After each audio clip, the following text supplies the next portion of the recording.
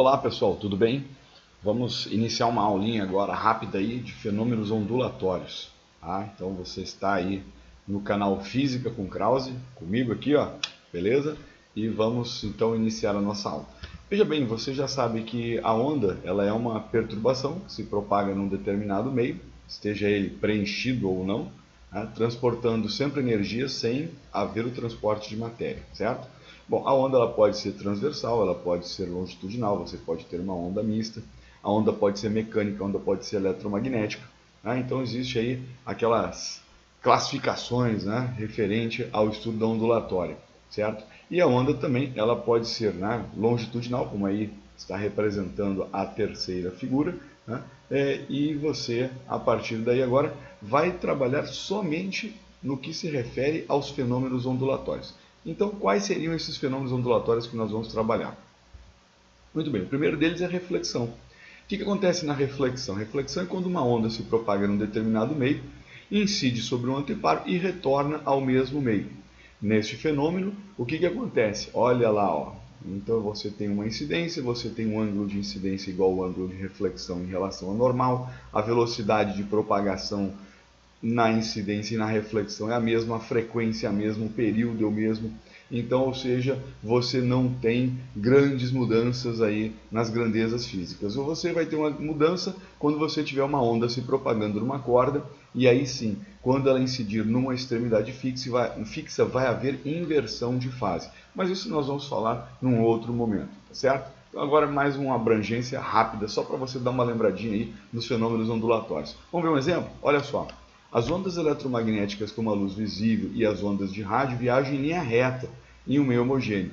Então, as ondas de rádio emitidas na região litorânea do Brasil não alcançariam a região amazônica do Brasil por causa da curvatura da Terra. Entretanto, sabemos que é possível transmitir ondas de rádio entre essas localidades devido à ionosfera. Com a ajuda da ionosfera, a transmissão de ondas planas entre o litoral do Brasil e a região amazônica é possível por meio do quê? Da reflexão. O que está acontecendo? Você tem lá numa determinada região uma antena enviando ondas em linha reta, quando chega lá na ionosfera a onda reflete, e aí quando ela reflete ela vai aparecer lá na região amazônica, tá? Essa questão foi uma questão do Enem, viu? Uma questão bastante fácil. Mas se você está num ponto e o outro ponto lá está recebendo essa informação, é porque a onda ela sofreu reflexão. Próximo fenômeno ondulatório, refração. Olha só, quando a onda refrata, o que acontece? Ela passa de um meio para outro, sofrendo obrigatoriamente uma mudança no quê? Na sua velocidade de propagação e no seu comprimento de onda. Bom, a gente percebe que a frequência e o período não mudam. Imagina você colocar um feixe de luz vermelha, por exemplo, na água, ela não vai mudar de cor, ela vai continuar vermelha. Então, a frequência da onda continua a mesma. Repare que se você tiver uma incidência normal, você vai ter a onda se propagando em linha reta. Se você tiver uma incidência oblíqua, vai haver o desvio da trajetória da onda. Muito bem, então vamos ver um exemplo também falando de refração. Olha só o que caiu aí no vestibular. A figura representa ondas chegando a uma praia. Observa-se que à medida que se aproximam da areia, as cristas vão mudando de direção, tendendo a ficar paralelas à orla.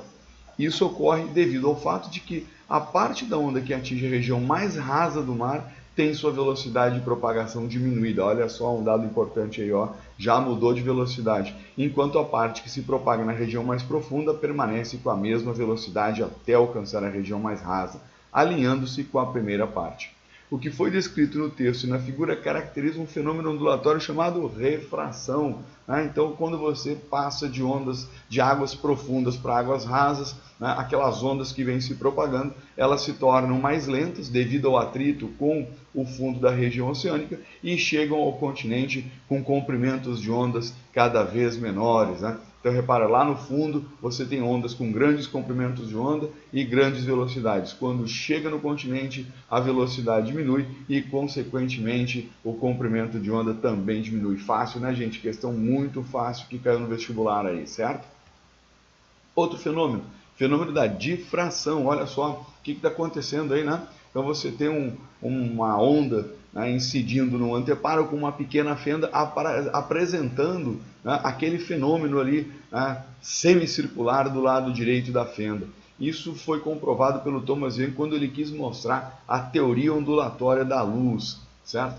Isso nos diz também que a onda, por exemplo, quando se trata do som, ela tem a capacidade de poder contornar obstáculos. Vamos ver um exemplo rapidamente? Olha só.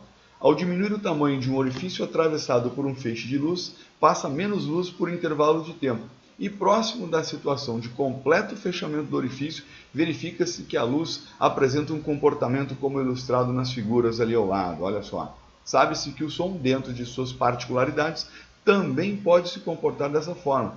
Em qual das situações a seguir está representado o fenômeno descrito no texto. Então, olha só, pessoal, esse fenômeno que encontra-se na figura aí é o fenômeno da difração. E quando o som difrata, o que significa? Significa que ele é capaz de contornar obstáculos. Então, a resposta certa é a alternativa A. Ao se esconder atrás de um muro, um menino ouve a conversa dos seus colegas. Se ele está ouvindo, significa que o som está contornando o muro, fazendo com que chegue aos seus ouvidos.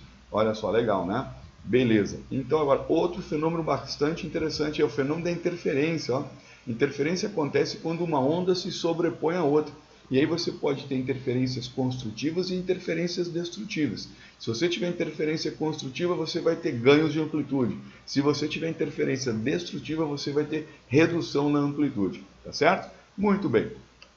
Então vamos ver aqui, olha só. Dois pulsos A e B são produzidos em uma corda esticada, que tem uma extremidade fixada numa parede, conforme mostra a figura. Quando os dois pulsos se superpuserem, após o pulso A ter sofrido reflexão na parede, ocorrerá que tipo de interferência? Repare, quando o pulso A atingir a parede, ele vai retornar com inversão de fase, ou seja, ele retorna por baixo. Quando ele encontrar o pulso B, o que vai acontecer? A amplitude de A para baixo e uma amplitude de B para cima vai fazer com que eles desapareçam, mas depois eles continuam como se nada tivesse acontecido. Então nós vamos ter ali naquele momento uma interferência destrutiva e em seguida cada pulso seguirá o seu caminho, mantendo as suas características originais, ou seja, como se nada tivesse acontecido. Então a resposta correta aí, letra E. Muito fácil essa questão também. Muito bem, outro fenômeno interessante, agora a difração é acompanhada da interferência. Repara, o primeiro fenômeno que está acontecendo ali quando passa pela fenda simples é o fenômeno da difração. Quando passa na fenda dupla, agora o que vai acontecer?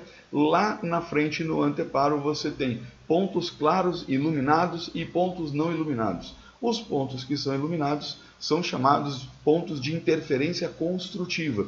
Pontos que não estão sendo iluminados são chamados pontos de interferência destrutiva. Então, de novo, né, esse fenômeno foi caracterizado aí pelo Thomas Young também para confirmar a teoria ondulatória da luz, mostrando que a luz também era capaz de sofrer interferência. E depois a polarização. O que acontece na polarização? A polarização, tome cuidado que ela só acontece com ondas eletromagnéticas, né? Ondas transversais. O que ocorre nesse fenômeno? Olha lá, ó, você tem uma onda transversal incidindo num determinado polarizador vertical e deixa passar somente a componente vertical da onda. Depois, se você colocar um polarizador na horizontal, nada mais irá passar. Então, ou seja, essa onda foi totalmente polarizada. Vamos ver então como é que cobrar no vestibular isso? Olha só. Os fenômenos de interferência, difração e polarização ocorrem com todos os tipos de onda. Não é verdade, né? A polarização só pode acontecer com ondas eletromagnéticas. 2. Os fenômenos de interferência e difração ocorrem apenas com ondas transversais. Nada disso pode acontecer com ondas longitudinais também, né? Então você tem, por exemplo, o som. O som sofre interferência e o som também sofre difração. 3. As ondas eletromagnéticas apresentam o fenômeno de polarização, pois são ondas longitudinais. Nada disso. Ondas eletromagnéticas são ondas transversais. Elas apresentam o fenômeno da polarização, mas não por serem longitudinais, e sim por serem transversais. E 4. Um polarizador transmite os componentes da luz incidente não polarizada, cujo vetor campo elétrico é perpendicular à direção de transmissão do polarizador. Não é perpendicular, é paralelo. Né? Então o que a gente percebe é que nenhuma dessas afirmativas está correta. Essa questão aí foi lá do ITA, tá certo? Muito bem, pessoal. Então aí mostramos, né, questões apresentadas no Enem e nos vestibulares da Unesp e do ITA. Continue com a gente, curta nosso canal aí, Física com Krause, Física comigo mesmo. Comigo fica melhor. Então, pessoal, muito obrigado pela sua atenção e até mais uma próxima aula. Muito obrigado. Tchau, tchau.